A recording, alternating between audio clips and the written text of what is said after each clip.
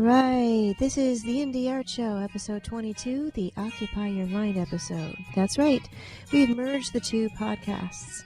So, normally we like to travel the road less traveled and discuss topics that are not talked about enough, rather than talk about what everyone's talking about. But, since the fear of a COVID-19 pandemic has disrupted so many lives, including our own, and since that has inspired us to revive this show from its hiatus, because we aren't working much, so now we have time to produce this show.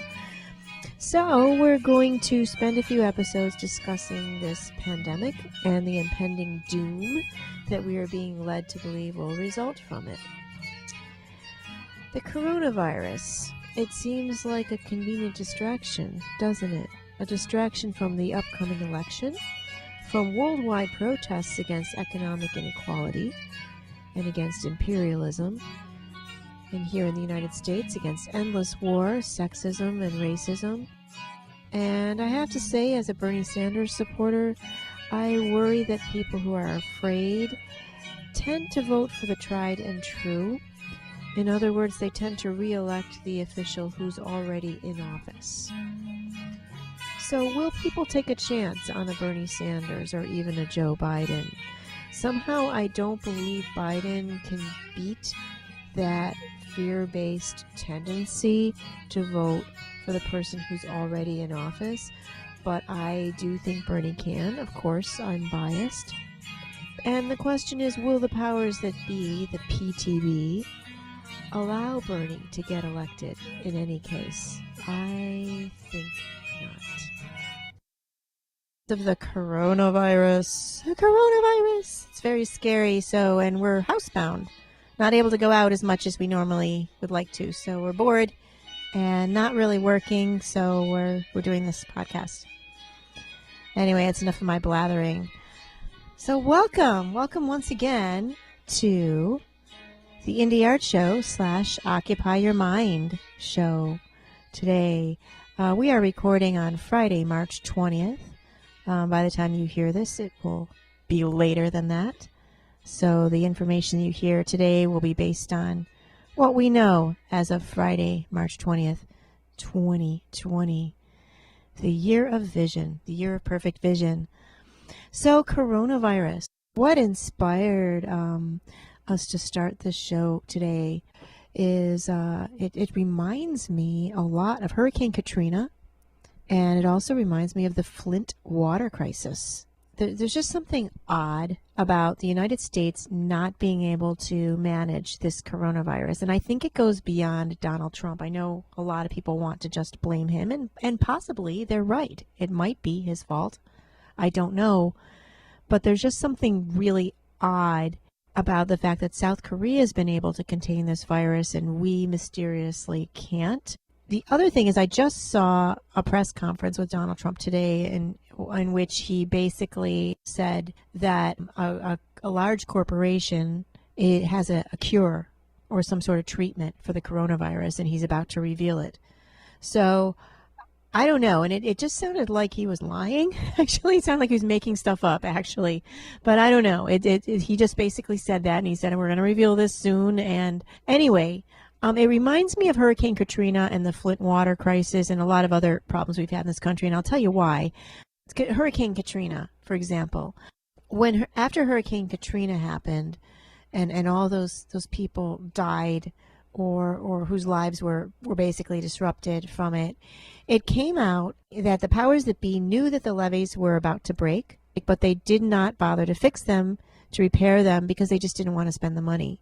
And so all those people had to suffer because of their desire to save money over people. And a similar thing happened with the Flint water crisis, where someone decided to move the water source to a cheaper water source, and then of course discovered this was not a healthy water source and that people should not be drinking this water, but the government again covered it up, didn't want to admit to it, and allowed all these people to suffer I mean, people's lives were ruined.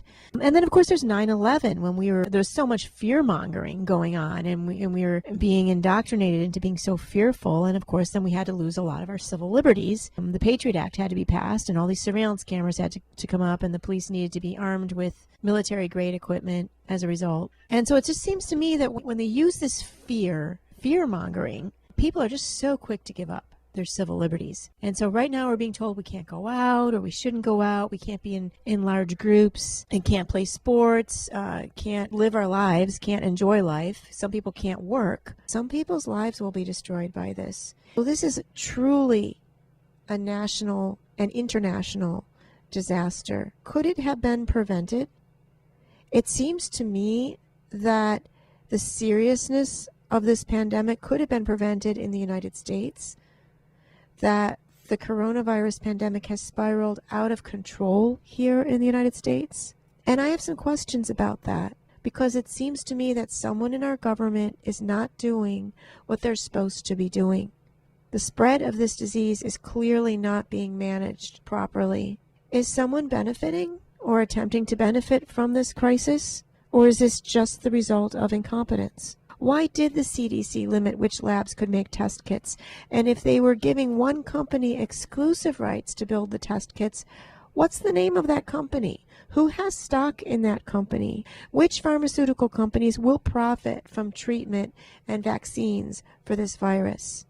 In 2018, Donald Trump fired the pandemic response team Obama had set up to prevent a crisis like this one. Although Trump did create his own coronavirus task force, it's hard to say whether they know what they're doing. Do you think they know what they're doing?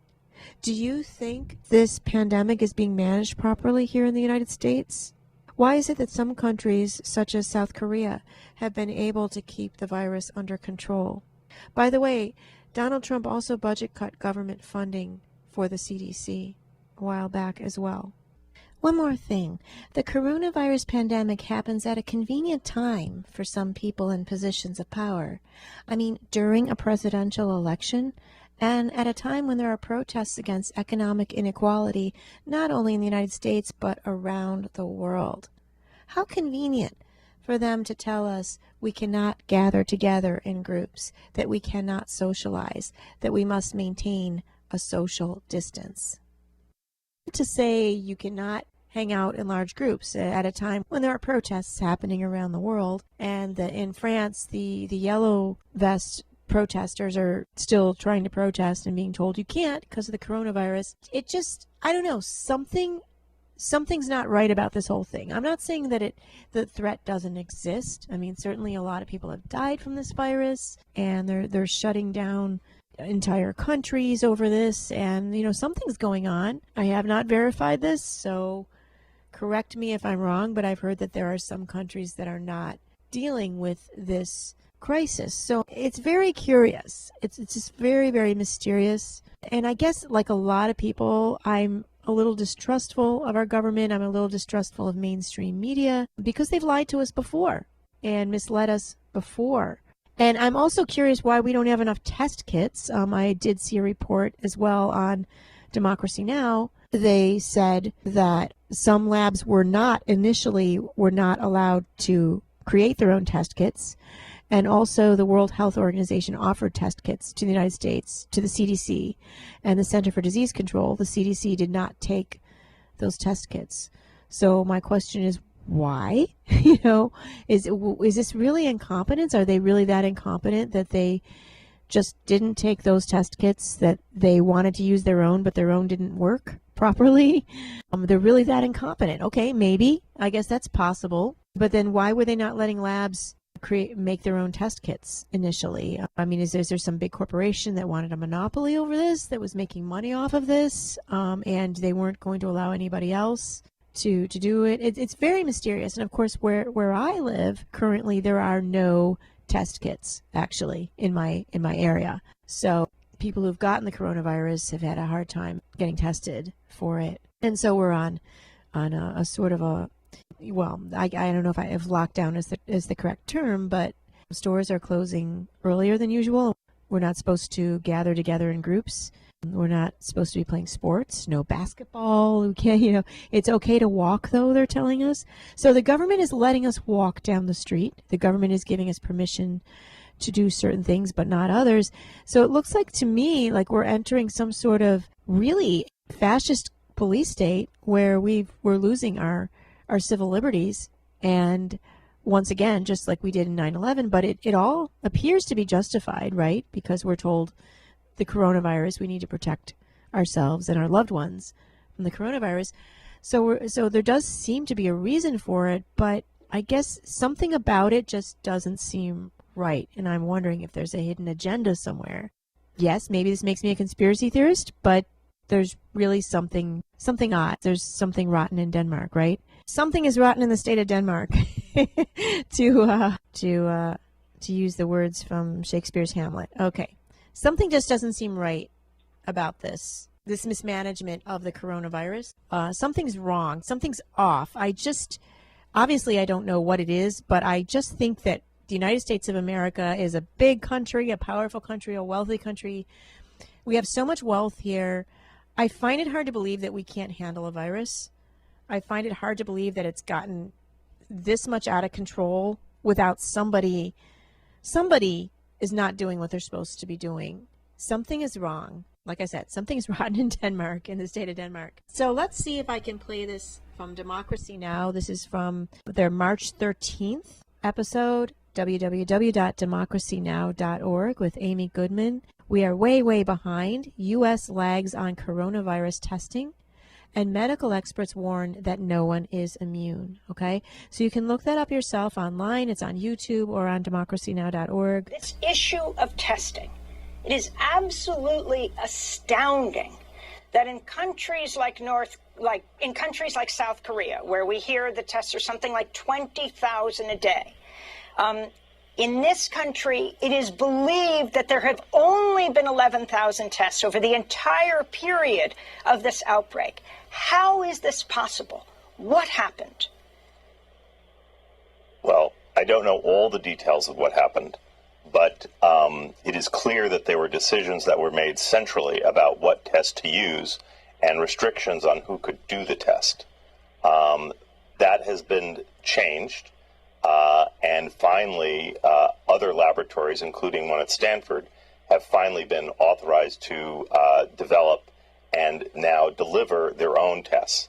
So the original decisions to use a U.S.-specific test, not the one that was suggested by the WHO, which has been used in many, many other countries, in retrospect, obviously was a big mistake. And we had trouble manufacturing and distributing a valid test centralized at the CDC. I mean, this is the critical issue, right? I mean, there was a test available.